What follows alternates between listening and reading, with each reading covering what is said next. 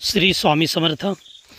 आज नवरात्राचा चौथा दिवस, अर्थात देवीचं रूप आहे कुष्मांडा देवी। कुष्मांडा देवी ही सृष्टीची आद्यशक्ती आहे।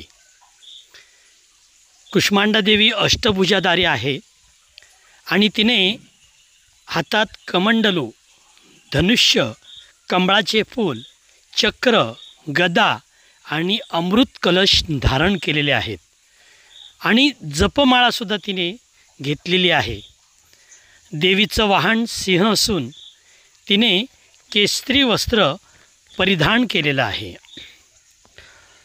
कुष्मांडा देवी ही सृष्टीची आद्यशक्ती आहे।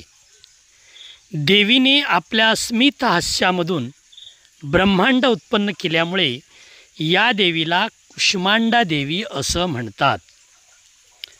आज जे साधक या दिवशी या देवीची उपासना करतात त्यांचे मन अनाहत चक्रात स्थिर झालेले असते।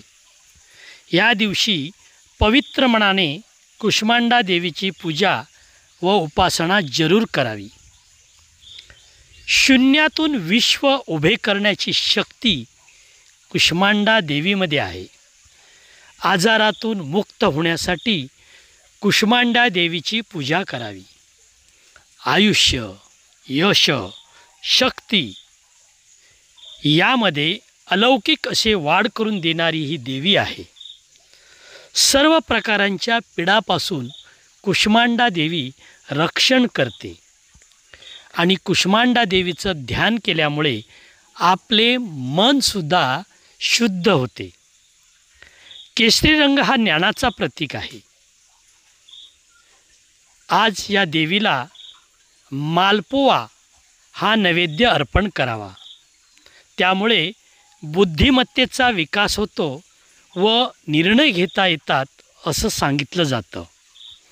देवीला आबोलीची फुले प्रिय आहेत, त्याचप्रमाणे केसरी झेंडूसुद्धा आपण देवीच्या पूजेसाठी वापरू शकतो, त्याने आपले आरोग्य चांगले राहील। कुष्मांडा याचा अर्थ कोहळा असा सुद्धा सांगितलेला आहे।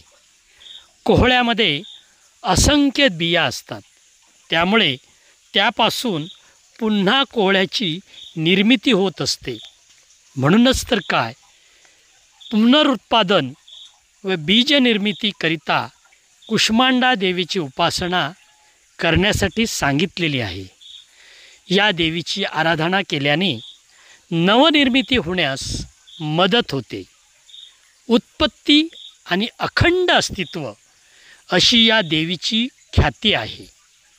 देवीचे निवासस्थान सूर्यमंडळामध्ये असल्यामुळे देवीचं शरीर सूर्याप्रमाणे दैदिप्यमान आहे। देवीचा मंत्र आहे कुष्मांडाः ऐं ह्रीं देवे नमः। कुष्मांडाः ऐं ह्रीं देवे नमः।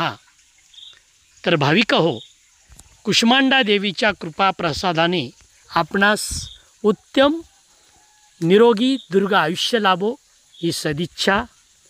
आपण स्वामीश्री या यूट्यूब चॅनलला जर सबस्क्राईब केलं नसेल तर जरूर करा, लाईक करा, शेअर